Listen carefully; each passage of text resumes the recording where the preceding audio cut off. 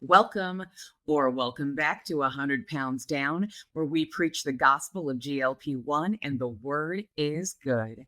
I'm KRISTIN and after a lifetime of struggling with obesity, I lost over 41% of my body weight on tirzepatide, also known as Mounjaro and Zepbound, and I'm never going back.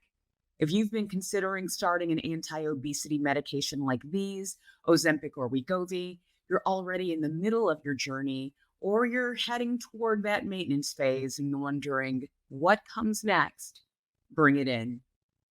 So today, everyone, I got to tell you, we are currently experiencing what people are saying is the worst allergy season in the Pacific Northwest in a long time.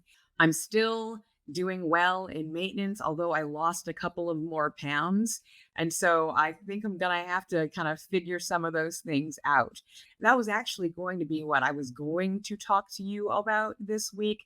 But then my husband pointed out to me that Jillian Michaels had been on Bill Maher. And so I had to go take a look at that and see just exactly what it was she was talking about, because I already knew, based on things she'd said about Oprah and other things, that she is not a fan of GLP-1 medication. So what we'll be doing today is I'm going to react to the conversation that she had with Bill Maher and also do a little bit of education, because it's not going to be a 1PD video without me educating somebody on something. So let's get started.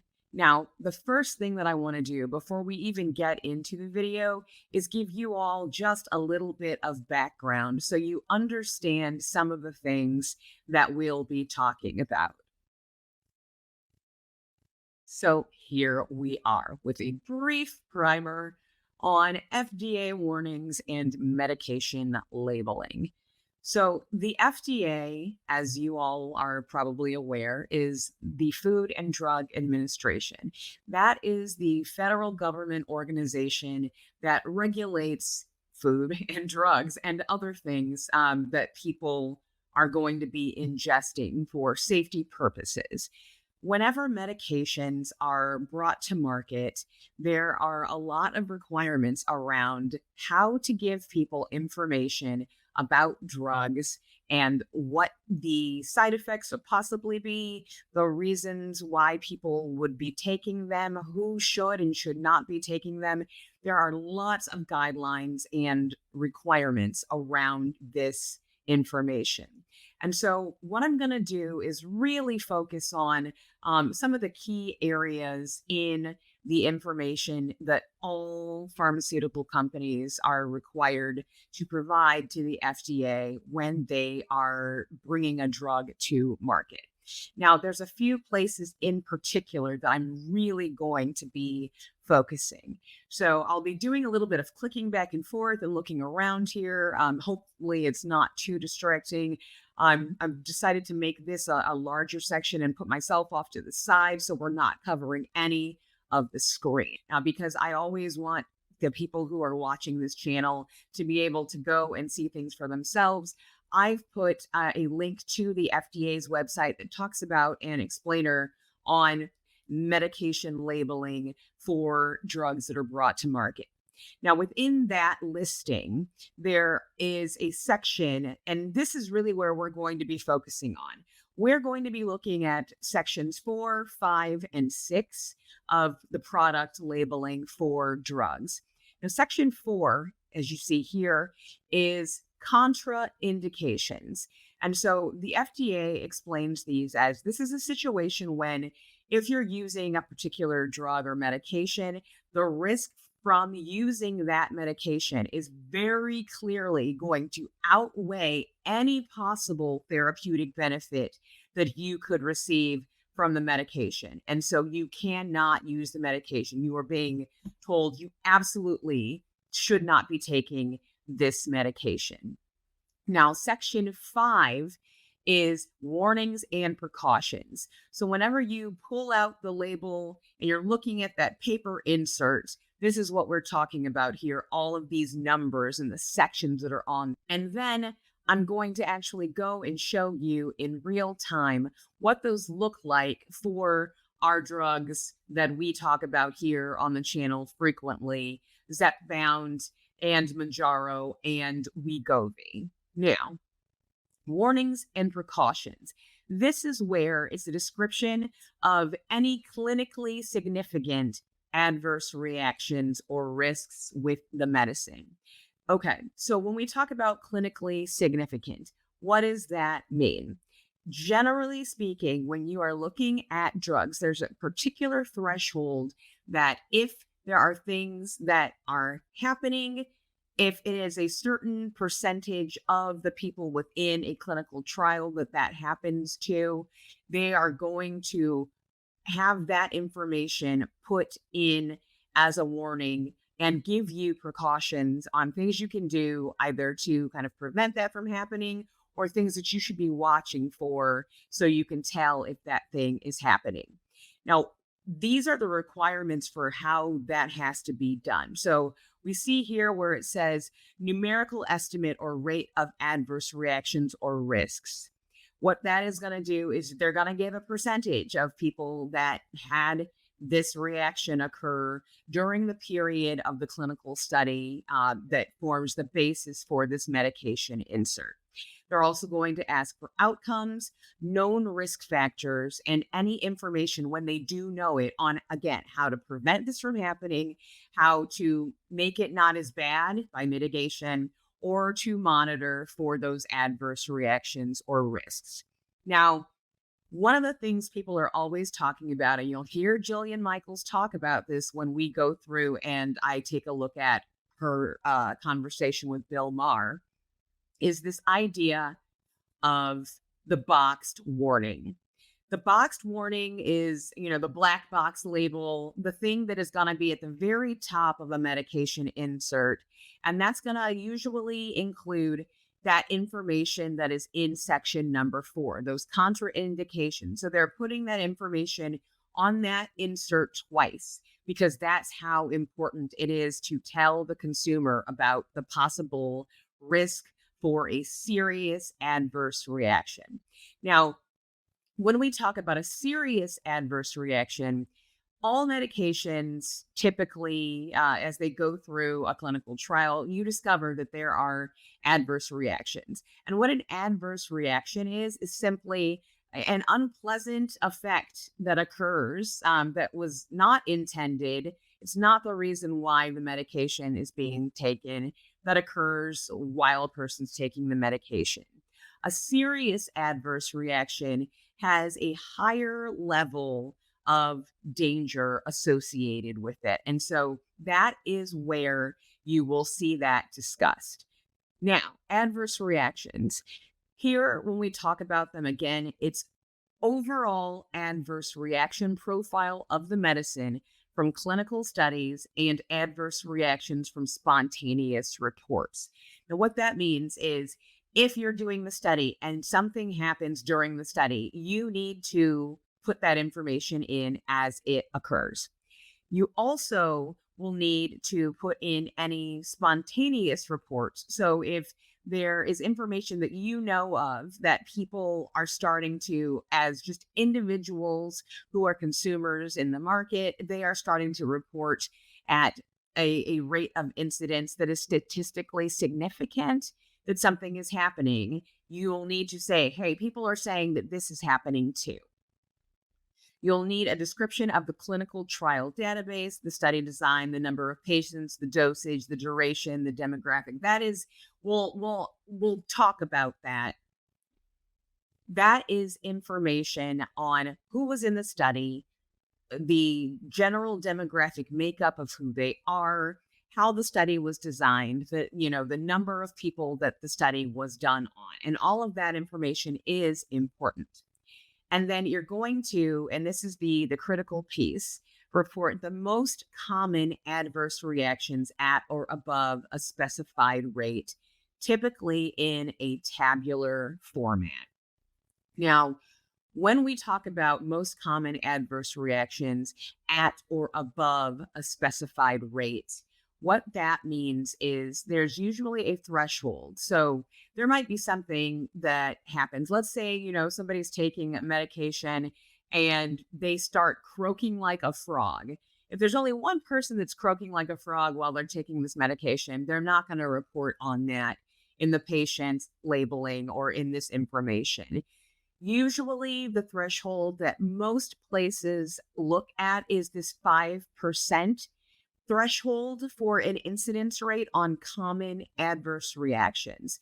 So it's kind of a 1-2 punch. If there is 5% or more of people that have an adverse reaction that takes place, and that adverse reaction is at a rate that is higher than the placebo in a placebo based dual blind comparison trial, that's when it's going to land in this adverse reactions area. Now, with serious adverse reactions, they're going to lower that incidence because it's, something that's very serious that's happening to 2% instead. So if at a threshold of 2% or more of the participants in that study having this particular thing happen to them as a side effect, they're going to let people know if that is an effect level that is more than the percentage of people who experience the same thing who are on the placebo in that trial. All right. Now, this is the product's labeling for Wegovy. Now, notice again, as I mentioned, there's that black box warning right there. And we're going to talk about what it says in the black box a little bit later on, because I know that Jillian Michaels will be talking about that. And I want to comment in real time as she is making, the claims about what she is discussing. Now, there are many sections when it comes to a product labeling insert. There are typically going to be 17, and you see the full list here. Now, this is pretty much standard, kind of across any drug that you see. There will be these 17 major sections in a product insert. Again, we are looking for our purposes today at sections 4, contraindications, 5, warnings and precautions, and 6, adverse reactions. However, at some points, I will kind of bump us down at points to look at section 14, which goes into the clinical studies that are done. So I can show you when we go to the receipts exactly what these medications are or are not doing. All right. So we have to scroll down because this is going to be, this is literally what the paper version of this looks like. So we're looking at a PDF of the paper insert that is put in a box of Wegovy. Now, you see how they're talking about how to use it, all of these different pieces. And then we get to our warnings and precautions section right here. So your warnings and precautions section is going to go through any type of, again, these things that they know are occurring and how the people who are possibly susceptible to those can either make sure that they are taking all the precautions they need to take, what they should be looking for, all of those things. And we'll go through these again in more depth. I just want you to be able to take a look and see what this looks like, just to eyeball this insert, okay? Then you see the adverse reactions. And within the adverse reactions, again, they're going to list out the main ones, and they then refer you back to the warnings and precautions section in the previous section number 5. Okay. And so that is pretty standard across all medication inserts. Now, within the adverse reactions section, there's always going to be a table. And within that table, they're going to give you information. So we're looking here. And again, you see here the adverse reactions. Again, these are the ones that are extremely more common. Here, because there were a number that folks had, both Lilly and Novo Nordisk have decided to use that 2% threshold to talk about adverse reactions, not just the serious adverse reactions. So they are giving even more due diligence here in reporting out what is happening with people at a lower threshold level than is really kind of just at base recommended by the FDA. People have to do typically at least 5%, but both Novo and Lilly are reporting out on this information at that 2% threshold. All right, so I'll pause it as we go along and kind of react to things as you all are experiencing those. Reality is that these drugs, they do work, but it's a devil's bargain at an extraordinary price. And there's a solution, albeit simple, but not easy, that has no negative side effects and nothing but upside. It's about eating a little bit less and moving a little bit. But what you're saying is not something I've heard a lot. Really? Yes. Well, Oprah called it a gift. People call it a miracle. Well, people are incentivized to call it a gift, and okay, I would also what's this is why I want you here, because I don't think people are hearing this other side. Yeah. Why do you say it's a devil's bargain? What is the what are the side effects? What's the downside? What's it doing to you? Okay, here's the deal. If we look at the box, and I say this because it isn't my opinion, and I have no judgment. It's not an easy way out. If it was an easy way out, life is hard enough. Take it, right? So the side effects alone, 50% of the people that take it will experience nausea, vomiting, constipation, and a lot of people will get off of it because they can't tolerate those side effects. Now, beyond that, there's pancreatitis, kidney failure, and it's like, oh, which Wait. You're saying it's causing those pancreatitis? Those are side effects on the box. How much? Okay, you have a 400% increased chance of pancreatitis from taking this drug. Okay, so I have a lot to say about everything that we've just heard. Number one, she starts off right away with repeating that same mantra that we have heard day in, day out for our entire lives, which is just, what do? Eat less, move more. We know that that is not the solution for everyone. Not only is it not the solution for everyone, I will get into this a little bit later on, but just that simple eat less, move more, calories in, calories out. There is science that shows that simply doing that, particularly if you are someone who has obesity, that's not going to work in the long term. And yes, we should definitely be watching so we don't intake more energy than we should be. But again, this simple, it's just numbers. Let's just eat a little bit less food, move a little bit more. We've heard this over and over again.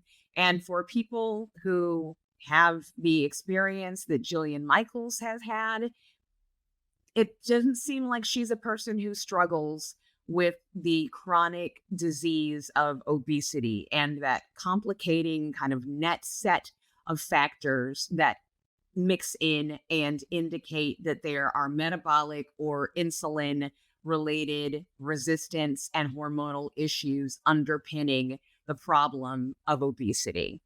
So that's the first thing. Now, the second thing, like we said, she is absolutely talking about, look, this information is right there on the box. Let's go to the box. Let's take a look at everything that's there. And yes, it is important to go to the film, to look at what is actually being shown in the information that's there. Because when you don't do that, when you don't look at it for yourself, there are people who will use information in a certain way to mislead people on the truth of the matter. Let's talk about incidence and calculating risk, or how to manipulate people using data. All right. When we are talking about studies, clinical studies happening. There's this idea of occurrence. And the formula for figuring out the occurrence rate of something occurring is the number of incidents that occur divided by the number of people in the cohort that is being measured. Okay. So if we're looking at the number of incidents, let's look at the info for Novo Nordisk. And I've pulled this directly from the box. I pulled this from the patient insert. Now we're looking specifically at the occurrence of pancreatitis. And this is the only one I'm going to break down like this because this is the one that I found the most alarming. Now, the occurrence of pancreatitis. Again, we talk about the number of incidents that occurred divided by the number of people in the cohort that is being measured. Now, when Novo did their double-blind placebo comparator study, they had a group of people who were given Wegovy and a group of people who were given the placebo. 2,116 people were taking Wegovy in the study. And within that grouping of people, there were 4 incidents of pancreatitis that occurred. When they talk about pancreatitis occurring, that was validated accounts of pancreatitis, which means that the people had symptoms. They were then, treated in the hospital, and specific measurements and levels were taken to confirm the amount of certain hormones within their bodies to confirm that, yes, they had an acute pancreatic attack. Within the grouping of people who had the placebo in that study, there was 1 person who had an incident of pancreatitis. Okay. Now, we'll talk about Lilly as well. Now, the information that I'm pulling for this info on Lilly is actually from Mounjaro, because Mounjaro was the study that was done first. And interestingly enough, they didn't have any people who got pancreatitis during their study that they did with their clinical trial of Zepbound. So I went back to the studies that they did using Mounjaro to pull this particular information, because again, Mounjaro and Zepbound are both tirzepatide. They're the exact same drug.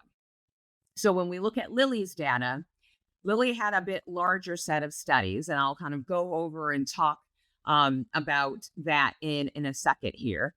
But Lilly had 5,837 people who were taking Mounjaro in their set of 7 different studies that they compiled together to get the data talking about occurrence.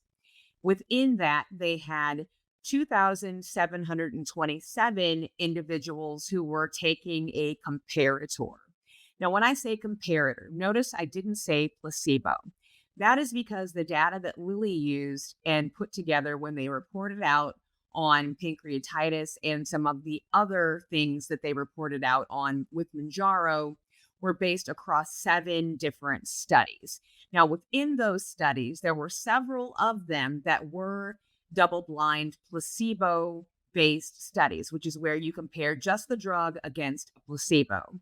There were others, however, where they were testing the medication at different dosage strengths, and they were testing it either against another medication, such as liraglutide, or they were testing it against somebody who was not on a placebo, but was taking only an insulin agent, or who was taking only insulin.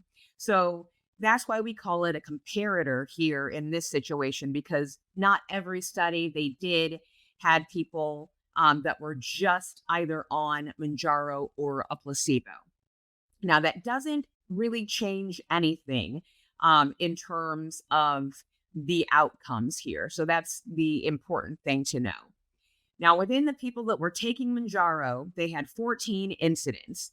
They had 13 people who had an incident. One person had acute pancreatitis 2 times during the period that their study was taking place. Now, within the people who were taking not Mounjaro, there were 3 incidents of pancreatitis that occurred. Okay, so remember that information. So we talked about occurrence being the number of incidents divided by the number of people in the cohort that was being studied. That is also what is being determined here, but they express it in another format. They call this patient years. So when you are hearing somebody mention something in medical research about patient years, typically they're going to talk about it per 100 patient years. But what patient years basically is the number of people who experience an event during a certain period of time. But because there are multiple studies that different people are taking part in, that's the reason you use patient years. So this sounds kind of weird, but the incidence rate or the occurrence when you are looking at a medication study is the number of incidents that happen per a certain unit of patient years. Now, what is a patient year? Basically, a patient year is when you take all of the people that are taking part in a given study and you put together all of the number of years that those people individually participated in the study. So 100 patient years, depending on how big the people, the number of people in the cohort was, it could look like 100 people who were all in a 1-year study. That really depends. It could be 10 people who are in a 10-year-long study. And so that's what this idea of patient years is getting at. Now, when we take a look at the incidence rate using the idea of patient years on this data, the pancreatitis incidence rate, again, the number of incidents divided by the number of patient years, Novo reported that the incidence rate for Wegovy is 0.2 incidents per 100 patient years. Now, that sounds kind of inscrutable, and you're like, what the hell does that mean? And Lilly had very similar data. They said 0.23 incidents over 100 patient years. So this is where we get to play around with math, because I might not be good at doing math in my head, but I'm actually pretty good at doing math on paper and using calculators. Okay, so here, let's play with math. 0.2 incidents. Well, you can't have a 0.2 of an incident. We want to know how many people do we have to multiply this by in order to get to an actual person having an actual incident. So let's just move the decimal point. To get to us having an actual incident, we only need to move it 1, right? For us to get to 2 incidents, we'd move that decimal point 1 place. So here, the decimal point is invisible, right? Because the number is 100. Let's move it 1 more place, and we get 1,000. So in 1,000 people, if 1,000 people were to take Wegovy, 2 of them would have an incident of pancreatitis. And then the same thing basically with Lilly. We move that decimal point 1, that takes us to 2.3. We move it 1 here, that gives us 1,000. In the 1,000 people who would take either Zepbound or Mounjaro, but again, they used Mounjaro for this particular study, 2 of them, slightly more than 2 of them. So basically 2 people out of 1,000 are going to get pancreatitis. Now, let's look at what this means mathematically. We're going to just do the actual math and do the division. When you divide out 0.2 incidents by 100 patient years, it gives you this number, 0.002. Same thing down here, it gives you this number, 0.0023. Now let's look at the same information based on the people who were taking the placebo. Okay, this is such an infinitesimally small number that I literally had to copy and paste it from the screen off of my calculator. That -4 means that we are so many places behind the decimal point that it's crazy, okay? So they reported out on the placebo, less than 0.1 incidents occurred per 100 patient years. So we divide 0.1 by 100 and it gives you this ridiculously tiny number. With Lilly's placebo, they had 0.11 incidents per 100 patient years. Now that gives us at least a number that we can kind of put on a screen, right? 0.0011. Now, why are these numbers important? Because now we're going to take them and then apply these to the actual people in the study. All right. So the number of pancreatitis cases within these studies is equal to the number of people who were in the cohort times that incidence rate. All right, so we know there were how many people in the cohort for Novo that were taking Wegovy? 2,116. When you multiply that times that 0.002 number, you get 4.232. So that's how we are double checking our numbers. 4.232 rounds down to 4. There's our 4 right there. 4 incidents of pancreatitis out of 2,116 people that took Wegovy. With Lilly, they had 13 incidents out of 5,837 people that were taking Mounjaro. You take that cohort, 5,837, multiply it times that 0.0023, and you get 13.4251. Now, again, I put 13 incidents here, even though we know it's 14, but this is actual people. That one person had pancreatitis. And once you get pancreatitis, you are more susceptible to getting pancreatitis again. So that person unfortunately had a pancreatitis attack twice during the time of the study. So I put 13 incidents here because if we put 14, honestly, 13.4 is going to round down, not up. So that's where this little tiny discrepancy comes into play. But this is how you double check your data. You can actually go in, look at those numbers of the people that are actually participating, do the math, and you see that they are reporting accurately what actually happened. The placebo, again, we're looking at that super tiny number. You multiply that times the number of people that were taking the placebo, you get 1. 1 incident happened on the placebo. You do the same thing, 2.9997, that's going to round up to 3. 3 incidents happened on the placebo or the comparator in Lilly's study on Mounjaro. So this is where I now take exception with what Jillian Michaels has said. Now, what did she tell us? She said you are 400 times as likely to get pancreatitis if you get on these medications. Now, let's look at how she came to that number, I'm assuming. Your risk ratio, you have to put together the number of people that had occurrences and the number of people that were on the placebo that had occurrences.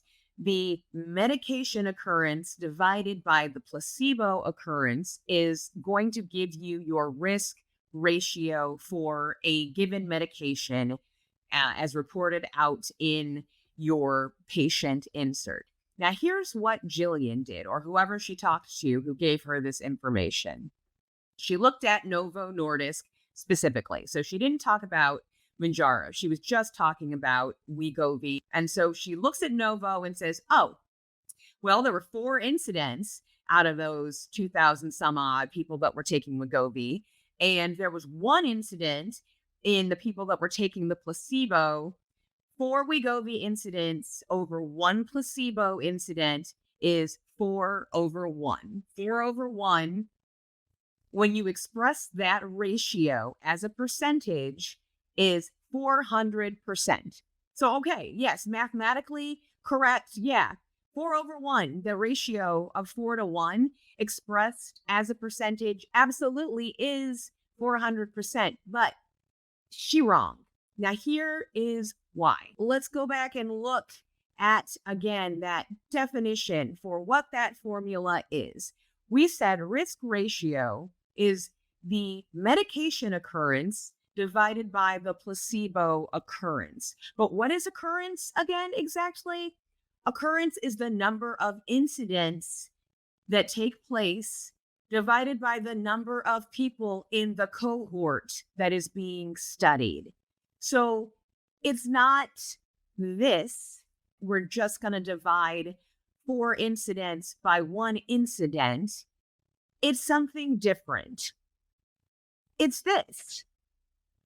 The medication occurrence. Again, occurrence is the number of incidents that occur divided by the cohort that is being studied. So it's 4 divided by 2,116 in parentheses, divided by 1 divided by 1,261 in parentheses. It's this occurrence divided by that occurrence. And when you do those numbers, the answer you come up to is 2.38.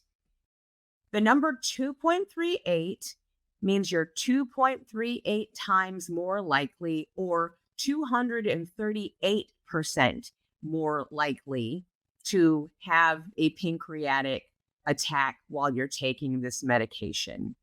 Now, that's the numbers for Novo Nordisk. Now, we do the same thing for Eli Lilly, and we see, again, the risk ratio, the med occurrence divided by the placebo occurrence, 14 incidents in 5,837 Mounjaro users, divided by 3 incidents divided by 2,727 comparator users. That number comes out to 2.18. You are 2.18 times more likely, or 218% more likely to have a pancreatic attack while you're taking Mounjaro. Now, 400% more likely sounds scary, but I mean, if you're hearing you're 218% more likely, you're 200 some odd percent more likely, that sounds scary too, right? But again, look at these numbers. When you put together the people who were in Novo's study on Wegovy and the people that were in Lilly's study on Mounjaro, there were a total of 18 incidents among 17 people out of almost 8,000 people who were taking these GLP-1 medications. Now, when you look at those numbers and you think about it that way, it doesn't seem quite as scary, does it? Yeah. And of course, as you multiply the number of people who take the medications, if we assume that the numbers that bore out in this study are then, multiplicable and would apply to the greater population at large, you're still going to get this very, very small percentage of people who are going to have a pancreatitis attack while taking a GLP-1 medication. So let's go back then and listen to the rest of what she has to say. You've got thyroid tumors, vision loss, you've got muscle loss, and now anecdotally, we're seeing articles on the Daily, one that came out just yesterday, saying that psychiatrists think it warps your brain because of how it impacts your body's ability to regulate dopamine. Now Okay, so we're going to talk again, and we're going to go to the film. And when I say we're going to go to the film, I mean, we're literally going to look at this information that is in the inserts about the medications and the incidences of kidney failure, thyroid tumors, and vision loss. And we talked about muscle loss in my last episode. So if you'd like to hear about that, you can go and hear my thoughts about the muscle loss. Muscle loss is a thing that is going to occur. That happens when people lose weight generally. It is happening at a slightly higher rate for people that are taking GLP-1 medications. But again, we talked about some of the reasons behind that within my previous video. So if you'd like to know about that, definitely check that video out. And I'll put a link here where you can click on that if you want to see more. Now for this, we're actually going to look at the patient information for Zepbound, kind of from here on out, because things are very similar across these two medications. And she's really talking about this class as an entire kind of thing. And I also want to show you another version of what patient labeling can look like compared to what you already saw with the Wegovy insert. Now, the Mounjaro insert is also going to look like that if you are getting the PDF version. But one of the things that Lilly does on their website that I really like is they make this information a lot more accessible for people to see by kind of clicking through it. This is Eli Lilly's info where they are going through the information about Zepbound. All right. So as we talked about before, you see that there's those 17 different sections that all pharmaceutical companies are required to put in their patient labeling information. But one of the things that Lilly has done here is they've made all of this stuff very clickable, and it's very cool. Now, right off the bat, they've got their boxed warning. And let's talk about this idea around thyroid C-cell tumors, okay? When she's talking about thyroid tumors, very specifically, now remember, we talked about the box warning is going to talk about contraindications. So we're going to go and we're going to scoot on down from the box warning and go to the section on contraindications. Zepbound is contraindicated in patients with a personal or family history of MTC or in patients with MEN2. And that tells us to see the warnings and precautions section. So you hit the 5.1, it's actually going to open up and take you to this section on the warnings and precautions. Now, the risk of thyroid C-cell tumors. Now, what is, number one, a thyroid C-cell tumor? Your thyroid has certain cells called C cells. That's, like A, B, C, D, all of these different cells are given a letter signifier. So here in your thyroid, you have cells called C cells. And adenomas and carcinomas are two of the types of tumors that a person can get. Now, an adenoma is a benign tumor. So it's a tumor. It is a little scary if people find out that they have one, but it is benign. It's not doing anything. It's not cancerous. A carcinoma is a cancerous tumor. It's a cancerous tumor of the epithelial tissue. Your epithelium is a very, very thin layer of tissue that basically surrounds like every organ in your body and also kind of lines the inside of your body. It's what keeps our parts from, just mushing together, honestly. So think about it like if you're eating an apple, it's the skin of the apple. That's what your epithelial tissue is. So carcinomas are cancer on the skin of your apple in your organs inside your body. All right. So the incidence here of adenomas and carcinomas, number one, this was in a mouse study. And before we ever get to human trials, medications have to go through, and people get upset about it, but they go through animal trials. They want to test these on animals before they test them on humans. And typically you will use rats or mice in a clinical setting to do these types of studies because there are a lot, in many cases, of places where they see that what's happening in the rats or in the mice, it tracks when it happens in humans. And so that's why they use those two animals in particular. Now, in a rat study, they noted that the rats that were taking the medication in a 2-year study did have adenomas and carcinomas. So that was pretty scary. So they said, if you are a person who gets MTC, medullary thyroid cancer, okay? If you are a person who has a family history of having medullary thyroid cancer, or you are a person who has absolutely already yourself had medullary thyroid cancer, you are contraindicated. You are not allowed to take this medication. Once they saw that this happened in rats and mice, they were basically saying, we're not going to let you take this medication. You are too high a risk of getting this, because we know that a lot of times when rats get something or mice get something, people are going to get it as well. Now, the second thing that they talk about here is MEN2. So that is multiple endocrine neoplasia.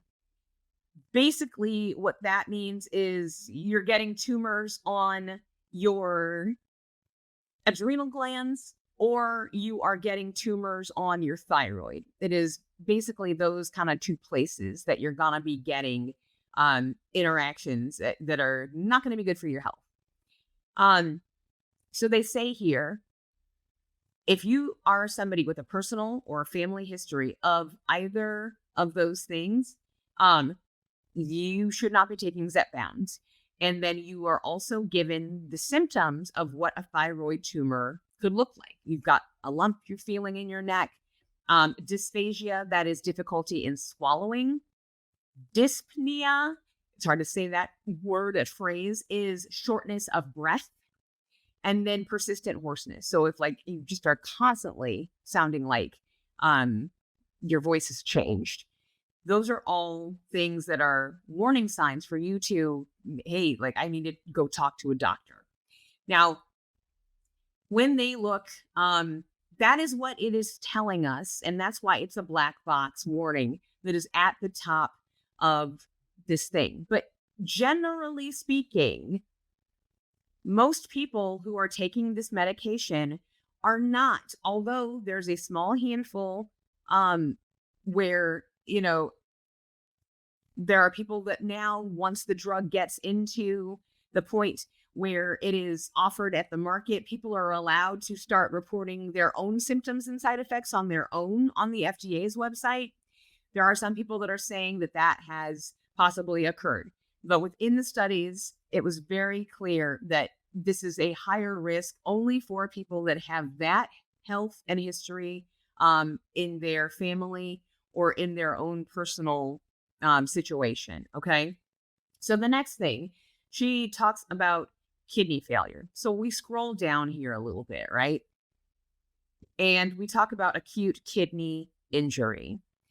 Yes, there is an association with acute kidney injury, but it's not the medication that is causing the injury. This is kind of a secondary cause. So I think at some point when I have talked on one of these videos, we talked about the idea of primary versus secondary characteristics. A primary characteristic is when you have this thing kind of on its own. Secondary characteristic is when you have this thing, but it's caused by something else. You don't really suffer from that thing as its own thing. And so this is a secondary type of situation.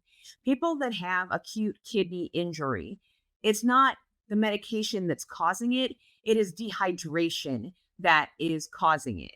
And so that is why, again, we talk about you've got to stay hydrated when you take this medication.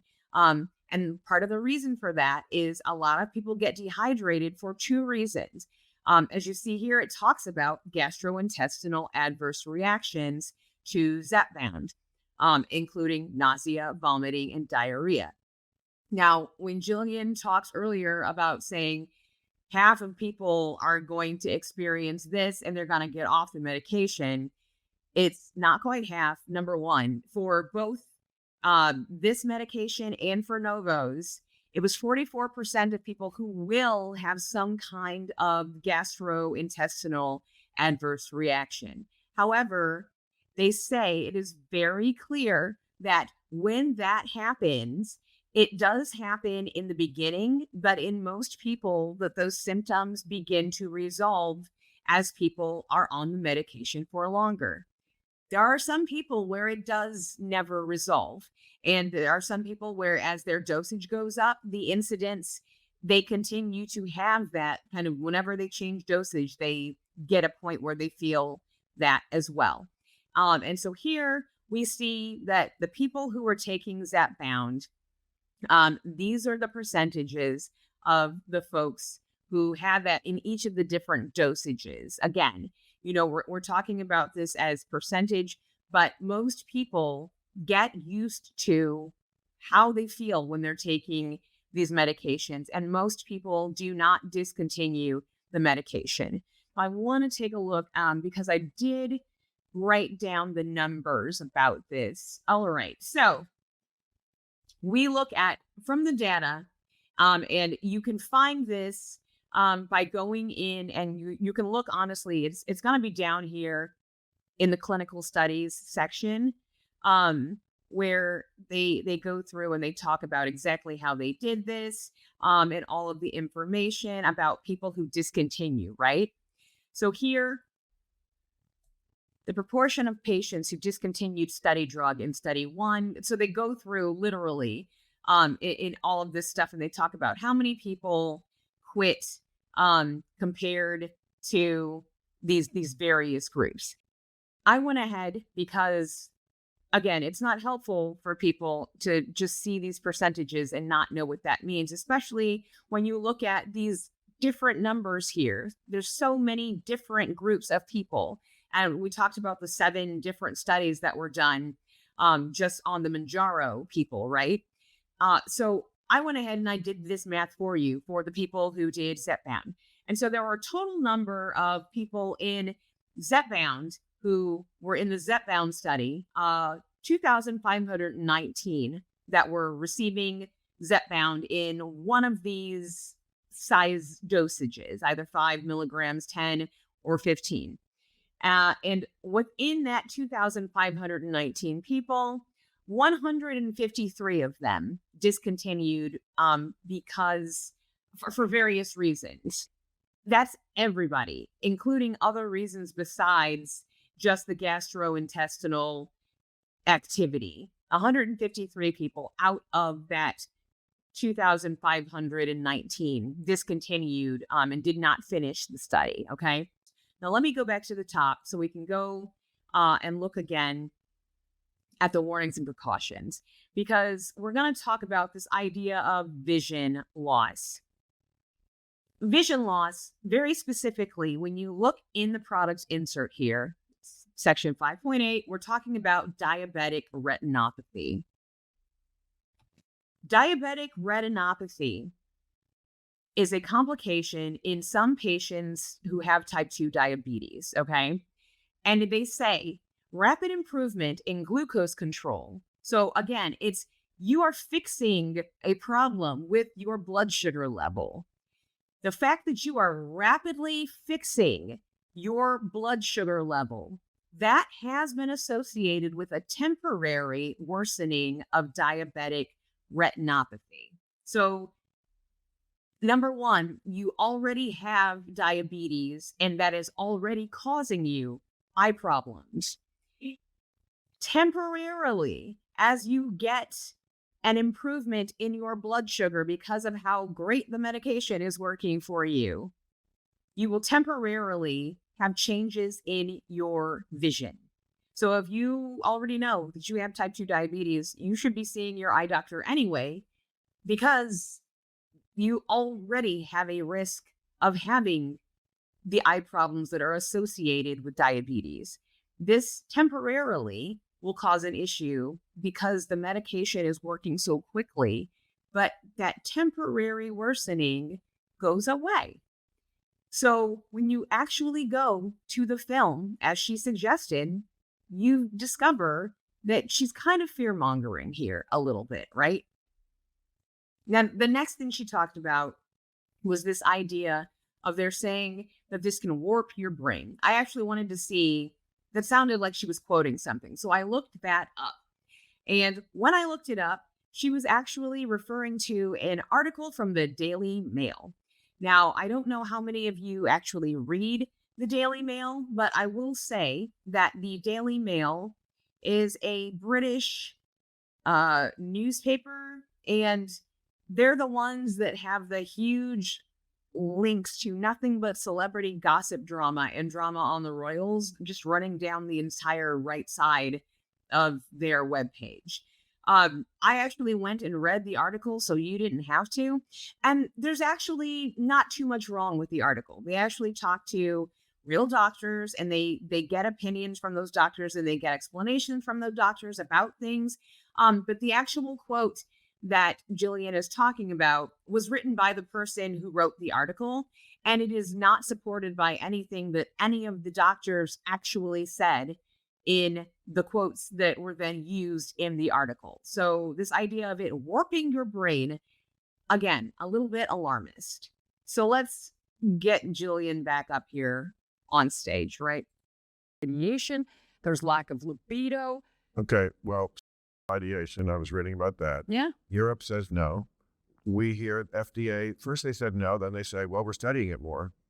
And they said, we do have, it was like 157 reported cases to whatever they report them to at the FDA. There's a significant amount. They did do a study.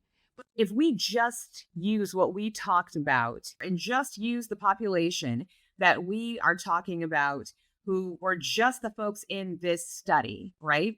Within the folks in this study alone, we had how many?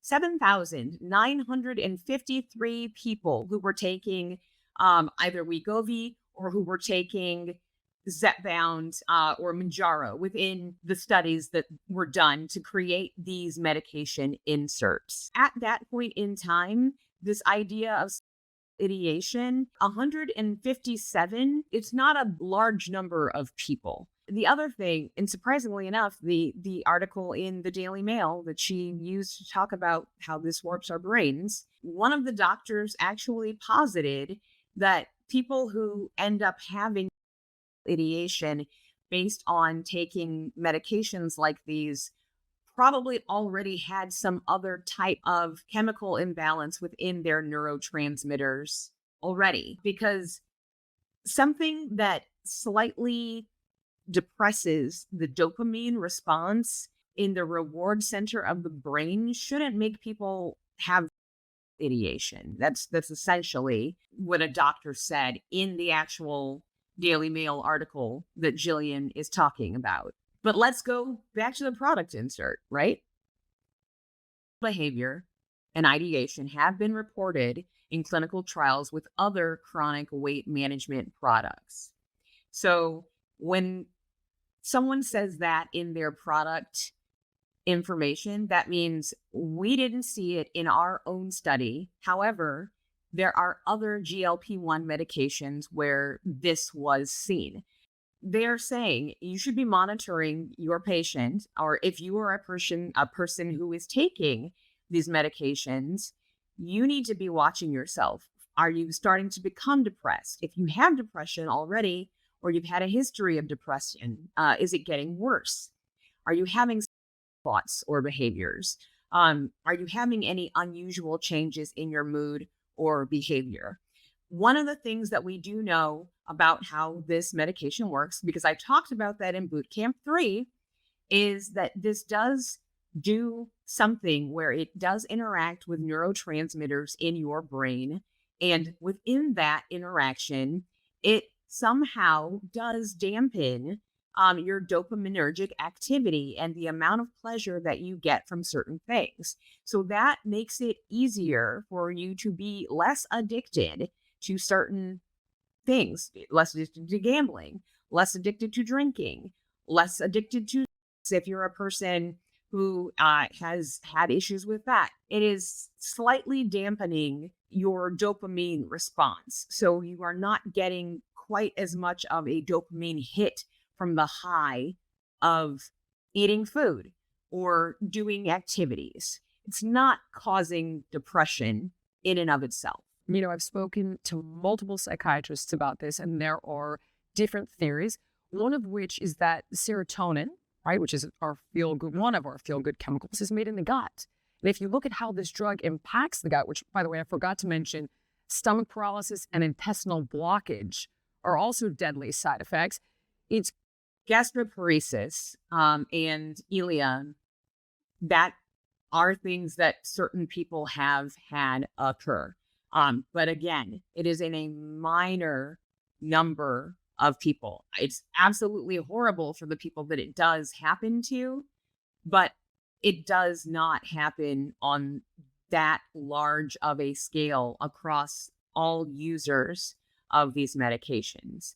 So again, I mean, is she listing things that actually happen to people? Yes. Is she overblowing the rate of incidence among most or all of them? Also, yes. arguably going to impact the way your body makes serotonin. And now we're looking at dopamine, and they think that it's impacting the way our body regulates dopamine, but they have no idea how. Now, you know what people do when they say that. And I talked about this before when I did Boot Camp 3. When a scientist says they don't know, that is because they're a scientist and they are being very precise. If someone says they have a theory and they're a scientist, there's an actual scientific concept of what a theory is. I would prefer to hear a scientist say, I don't know, over anyone on the street anytime. Because even though scientists do not know in entirety how the mechanisms of some of these things work, they do have, as I discussed in Boot Camp 3, acting theories and working ideas around some of the ways that this medication is impacting people. They absolutely have ideas. They are not, sitting in the dark wondering, oh no, what is this? I'm not sure what it does. And the moment that they saw these things happening, you can bet your butt that they have been working on these, because the number of different applications for these are astounding. We know this already. They're already looking at this for treatment of memory-based diseases like Parkinson's. So when she acts like, oh, they don't even know, I mean, again, it's disingenuous. And if you want to get really afraid, the American Academy of Pediatrics is recommending this as a first line of defense for children now 12 years old, but they're testing it on kids as young as 6. It's absolutely pernicious. Why? So, yeah, they're definitely looking at this for students at that early age, because the fact that obesity is striking that early is absolutely a thing. If you hear my story, that I have been obese since the age of 6. And how does that happen to someone? I mean, it's unbelievable. Why, with the metabolism you have at 6, you can't be healthy to begin with? It's just crazy. And look, I hear you. Look, I'm basically on your page on all this stuff. Like when you talk about this, it changes what is in your gut and your serotonin. That's the kind of thing that I'm always talking about on this show. And people think I have 2 heads. This is what I mean, but it's so hard to talk about health. So, yes, absolutely. Your gut is your second brain. I've been saying that for years as well, but I'm saying it because I like to read medical journals for fun. And I have constantly been searching because I know that one of the roots of a number of my personal health issues is related to my genetic serotonin problem that I have. And so, yeah, I don't take any quarrel with what he's saying here, although honestly, Bill Maher will bring on people that come from all points of opinion. And I don't dislike the fact that he does that. What I do dislike is he literally just kind of lets them say whatever they want to say when they come on, and he doesn't really push back against what they are saying. Now, maybe he does that because he doesn't know that what they're saying isn't true. And you would hope that people who were to go on a large platform that has as much reach as a television show. I mean, not to say that Jillian herself doesn't have a huge amount of reach. She's got millions of followers. That you would be saying information that is accurate, but we all know that that is not the case nowadays. Because it's like, oh, what are you talking about? Serotonin in your gut, blah, blah, blah, blah, blah. But then you yak, yak, yak. And you know what? That's what health is. It's this interconnectedness that goes on in our body. Absolutely. And people do not want to hear it. But it's not always evident. Or on the surface, what causes one thing when you do one medical intervention, what happens downstream? Like whack-a-mole. Right. And it begets these problems that require new drugs to treat those issues.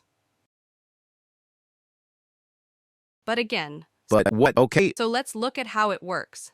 And the reason I want to look at how it works is because I want to encourage people that eating less will work. What is it doing? But they know that. Do they? I hear constantly all the time, I can't lose weight. Nothing works. This isn't magic. But they know that would work. But then what they're saying is, I can't stop eating. Well, let's look at why the insatiable hunger then. That's really important. And that very thing comes into play. So you've got the psychology. A lot of people are utilizing food as a coping mechanism, a defense structure on a Kinsey scale, if you want. And it's addictive. Oh, 100%. They purposely make it addictive. They have food companies have labs where they do this all day. Can't eat just one. What? Can't eat just one. Can't eat just one. Right, exactly. I mean, they know what they're doing. 100%, yeah. And so what happens is they're literally hacking your biochemistry, right? When you look at what these drugs do. Okay. Yes, Bill is correct. Jill is correct. There are absolutely at big food companies, there are entire departments that are dedicated to food science. And how can they make whatever they are making tastier? How can they make it enhance the amount of flavor that it provides for you? How can we make our chip more crunchy? What they can't do so far, though, is to make something so extremely addictive that it is like putting crack in the Cheeto dust. Yeah, if we're going to talk about problems that are related to big food, the biggest problem around big food is how ridiculously overprocessed everything that we eat is nowadays. It's not these addictive chemicals or flavor enhancing chemicals that companies are adding that is causing the problem of obesity. Now, is that kind of like kryptonite to someone who has some of the issues that these medications fix in the brain around that addictive desire for different things with food? Yes, that can be like kind of, yeah, if you have someone who is a drug addict and you put them in a room full of heroin, you're going to have a problem. If you have someone who has neurologically a switch in their brain where they are craving things and they are hearing food noise, that's a person who their chemistry is already more prone toward this overdue or that addictive behavior. And if you then give them something that has the magical Cheeto dust on it, yeah, that will not help. But let's not really sit here and say that the magical Cheeto dust is the thing that is making so many of us across the nation have to deal with this issue of obesity. It is absolutely the fact that the food that we have is highly processed and it is quick energy that does not have to go through almost any impedance within our body before it is processed. The amount of energy, again, calories are just a measure of energy. The amount of energy that we can take in such a small amount of sustenance that we are provided is astronomical and crazy. And that is really what the problem is. It's not addictive, tasty Cheeto dust crack or whatever. It's the fact that you can eat a small bag of chips or something, or maybe the big grab bag version of that. And the number of calories within what you are eating is huge. And you're going to eat it and you're going to be hungry the moment you're finished eating it because you don't get your satiety trigger tripped by eating that kind of stuff. I know because I love Cheeto dust. That's why I keep talking about it. When you look at what these drugs do, they mimic satiety hormones. You realize that our bodies are designed to have what's called mechanistic homeostasis. We are built to regulate body temperature, to regulate stomach pH, blood pH, which you and I talked about on Club Random. Right? We're also built to regulate our appetite. But the issue is what's going to do it? Healthy fats, protein, fiber. Okay. Before she gets into anything else, I was so glad when I heard her mention this idea of homeostasis and this mechanistic homeostasis, because she's not wrong about this. Our bodies are supposed to be able to regulate things like that, appetite, all of those pieces. But we know that in folks who are dealing with the disease process of obesity, that those levers within our bodies are broken. They are not calibrated properly. And here's something that should be of interest to Jillian. Did you know that your weight itself is also supposed to be at a certain homeostatic level? It's called your body's set point. And that's why whenever Jillian and other people tell people that all you have to do is eat less and move more, that's why it doesn't work. Because our bodies are actually set to have their own internal thermostat that wants to keep us at a certain weight.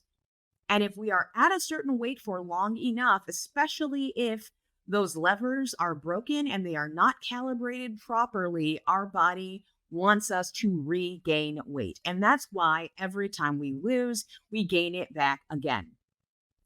There are studies and they have shown, I mean, this is not new.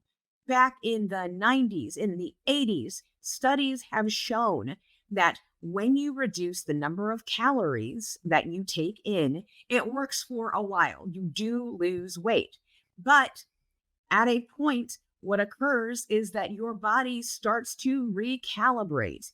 Not only are you taking in less calories because your body's set thermostat essentially is wanting to make sure that things stay steady where they are, it is going to lower your basal metabolic rate. And it basically makes it so you don't burn as much fuel from your body the less calories that you take in, because your body is wanting to keep things even. That's why they call it, your body's set point, a thermostat. So when we look at a thermostat, think about how it works, right? Oh, the house is kind of warm. I'm going to set this on, 68 degrees. That's where my husband would love to have it. And so it's going to cool until it gets down to 68. And then once it gets to 68, it's going to stop putting out the cool because it has hit the button, the number that it's supposed to land at. As it starts to get warm again, oh, now it's going up. We've now hit 69, 70. It's going to turn the air back on because it wants it to be back at where you've set that thing to be. The same thing happens with weight, but in the other direction. Your body, especially if you have spent a significant period of time in your life at a certain weight, your body will want you to continue to return to that weight.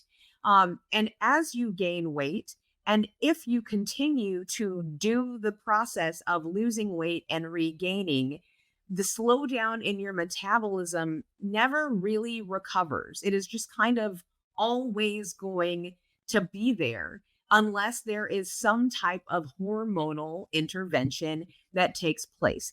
This is why the people on the very show that Jillian Michaels got popular from, The Biggest Loser, after she yelled in all of their faces and made them exercise so hard that lots of them barfed and threw up and got really sick, and some of them injured themselves, a lot of those people regained the weight plus more. And that is because of this idea of the metabolic regulation of how much energy our body is supposed to be burning. If you mess with it in that way, it wants to go back where it has been. And that's why these medications work in a way that simply eating less and moving more does not do. Because eating less and moving more doesn't do anything to your hormones. This medication is the functional equivalent of if you are in a room where the temperature is kind of weird and there's a thermostat there because you have a window that is open. So there's one area of the room that gets really warm by where the register is, and there's another area of the room that's a little bit colder and the heat's uneven. The people who put a baggie with a couple of ice cubes on top of the thermostat, so it falsely keeps the room cooler than it is, so the room will stay warm. That's what this medication, these GLP-1 medications actually do. They are an override of sorts that is telling your body, it's giving you the additional hormonal information, additional instructions to reset the problems that are occurring in our bodies. Drink a soda. There's no fiber, there's no fat, there's no protein, no satiety hormones are being released, and in fact, hunger hormones get released when you eat these foods. Plus, they hack the dopamine center of your brain. They are chemically addictive, as much as cocaine and nicotine. Okay, but first of all, I've read also that half the people who take Ozempic or one of these three has no side effects. Okay. Right? Well, they will plateau.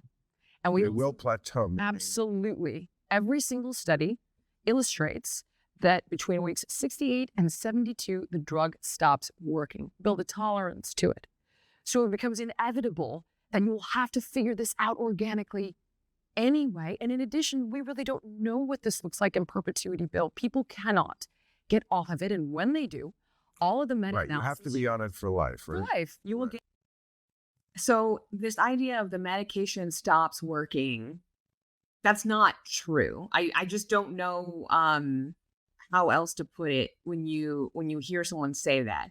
So we've talked before, I think about, the amount of time that it takes for slow, steady, and safe, maintainable weight loss while you're on this medication. And the more weight you have to lose, the more weight that you can afford to lose more quickly, depending on how much weight you have to lose. But for people that are looking to lose a large amount of weight, it's going to take you longer than a year to do that. I can say, for myself, again, I admit I feel that I am a super responder to this medication. I honestly did not have a ton of plateaus and stalls throughout my process. I know that there are definitely people who do. My husband had a period where he was having a little bit of a stall. And I know countless other people who they get to places where their body doesn't want to budge necessarily with that number that's on the scale. But most of the time, when I hear that from people, I tell them, what are your non-scale victories? Are you tracking other things that you can see where you're having better efficacy and things are working better? And that's important because you can't lose just numbers every single week. I certainly didn't. There were weeks where I lost very little. And there were weeks where I gained a bit. But again, I knew mathematically it can't be real because I know what I'm doing. I know what I'm eating. I know all of those different things. But to say that you get to, that point in time and the drug's not working anymore, that's not really what is occurring. And it's not a reason for people to not take the medication. That that literally sounds kind of nuts to me. Well, at 68 weeks, this medication will stop working. So we just shouldn't even get on it at all in the first place. I mean, who's actually thinking that reasonably? I mean, you can get a lot done in 68 weeks. And that's even if you're a person who has a lot of weight to lose. The reasons why this medication works are not just the fact that they are causing us to lose weight. It is the repair and the restoration that this medication does on the cellular level in the places where it counts that is so important. And that's the part that counteracts the disease process of obesity. So yeah, for people who need to take this medication because they have the disease process around obesity, that's a chronic disease. That's a chronic illness. It's a chronic medication. We shouldn't be getting off of it. But I do have theories around whether or not people can never go off of this medication that I will talk about in an episode. And it all back and then some. It's yo-yo dieting on crack. And so this is actually just wrong. You don't gain it all back and then some. For people who went off the medication right away by not weaning, they just stop the medication. Yes, they will see a rebound in some of their weight. They do regain weight back. But a lot of people, even if they end up going off of the medication and regaining weight, they don't gain it all back. And it's definitely not gaining it all back and then some. So I don't know where she's getting that information from. It is better to have lost weight using this medication if you had a substantial amount of weight to lose. And even if you do regain some, you are still significantly below where you were when you started on the medication. Again, you're just going to gain all of it back. That's not true. People are well. It's what he was. But people are on lots of drugs for life. And look, I always say this, medicine is playing the odds, and it's always about what is the least bad option. Yeah. If you really are one of those people who can't stop eating, and I understand that because that's not my thing, but if they said to me, stop smoking pot, but it's a trade-off is what I'm saying. And people, what's wrong with saying, look, I'm going to eat. I just know I am. I've tried everything. It's not going to happen. This is the least bad option because otherwise I'm going to have a heart attack. Okay. Otherwise I'm going to have high cholesterol and all the other things that you can get. I would play that out with you all the way to the part where the drug stops working. Doesn't stop working. My mother is a psychoanalyst, and she's taught me for years that people who utilize food as a coping mechanism or a defense structure, this food is providing them with something so significant that at one time or another, it meant their psychological survival. So I'm going to say, if you are struggling on that level, take the $800 a month you would be spending on Ozempic and get a fantastic therapist to help you work through it, because you're going to be here in 68 to 72 weeks anyway. And now you're all the way behind the 8 ball. So that's kind of crap. So did we notice what she did here? She talks about her mom, the psychoanalyst, and the people who have the psychological issues around eating. And there are lots of folks who have that. There are people who are emotional eaters. There are people who are boredom eaters. There are people who, they associate food with happiness, with celebration. And so it's not a celebration if there's not food. There are people that use food as a love language. Oh, eat. I love you so much. Like, grandma made this for you. Why didn't you finish it? And those are all absolutely legitimate, actual things that many people do struggle with.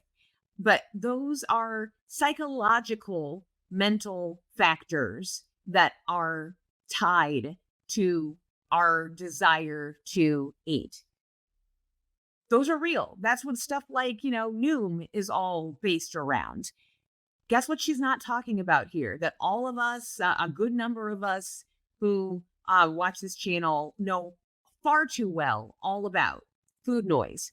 She can't say anything about food noise because what she's talking about, that is not food noise. And we all know that. And to me, if you can say what she's saying here, then she has never experienced food noise or head hunger before. And so she's one of these people who just doesn't get it. She doesn't get it because she's never had food noise. She probably does not realize that there is a difference between the psychological needs that people have and are using food either to assist with or to be some type of a proxy for. She has no clue what food noise is like. And that was where she doesn't talk about it. I think it's about, it's in the mind. You think you can cure this in the mind? You said therapist. Well, I think that it's twofold. So food companies are absolutely addicting you on a physiological level. They're also exploiting your psychological hungers. And the truth of the matter is that there's so much shame around this because people who are overweight or obese have experienced discrimination for decades now.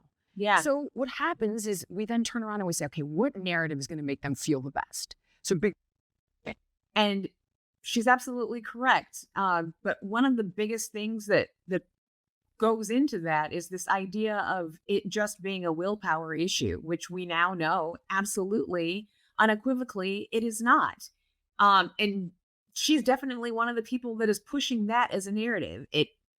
You have to be a person who's pushing that as a narrative if you are a person who is saying just eat less and move more. Food says, we're going to push the anti-diet narrative and you can be healthy at any size, which is a message that actually meant health equity. We should provide equal access to healthcare for people at any size. But now it's, don't even worry, go crazy, no food shame. Healthy at any size. And then they buy off and registered dietitians to get them to say these things. And again, yeah, they actually do. That is true. That just came out. But there is a connection with the pot thing because when I smoke pot, you want to eat. And it goes to my stomach. And when it goes to my stomach, I understand what it's like. I mean, I really feel simpatico with these people who can't stop eating because I know I am ravenous. But I have a simple solution. I don't keep shit in the house. So I'll eat a lot when it's not terrible stuff. Anyway, I gotta go to the panel. You just say, Jillian Michaels. Oh yeah, that's the video, and it's honestly just it's hard because people who have platforms like this, they talk a lot about what their opinions are, and they make their bones in pushing some of the narratives that she talks about. I mean, she talked about Oprah having an incentive to say that these medications are a gift. She has an incentive to argue against them. She is, running a $1 million+ company where she is selling you fitness and workouts and things like that. And if you just get in there and you work hard and you do this and that, that's going to make everything work perfectly. And that just is not the case for everyone that's there.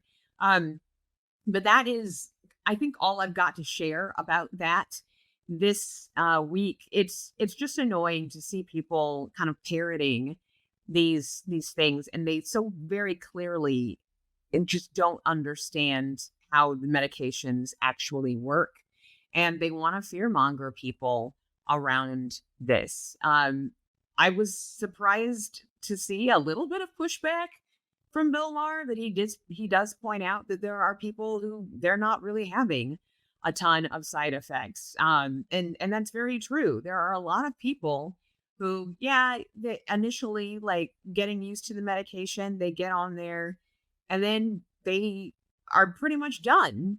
After a while, they have gotten used to the medication. They're not really having a ton of problems that are causing them to feel sick or have issues for extended periods of time. And this medication can be a godsend or people like me who have struggled for that long.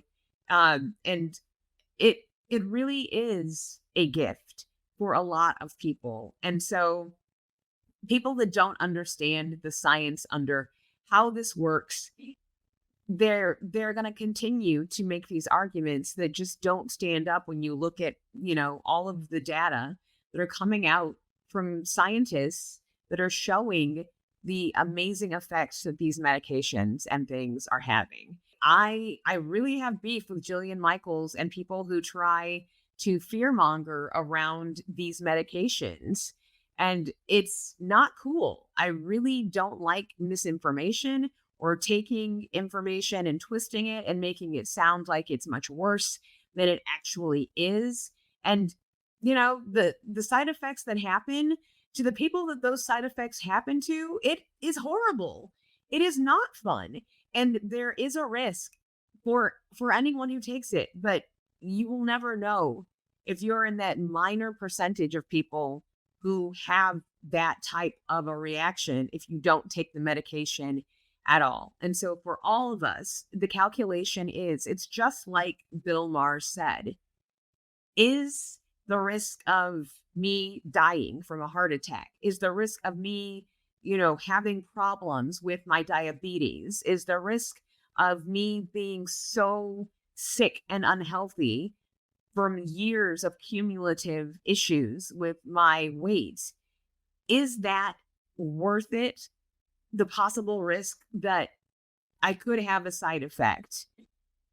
For a lot of us, I think it's worth the try. So that's the tea on why people who don't understand how these medications work shouldn't be going on a national platform to talk about them like they're educated well enough on them when they aren't. If you think that weight loss injections could be right for you, absolutely. Talk to your doctor or a medical professional, preferably an endocrinologist or an obesity medicine specialist, because those are the people who know these medications the best. As always, I'm not a doctor or a member of a pharmaceutical company, nor am I sponsored by any of them. I'm just one woman who is sharing her own experiences and her own opinions on these matters. And if you find this content or my channel helpful, please hit that trifecta: like, subscribe, notifications, and I'll see you on the other side.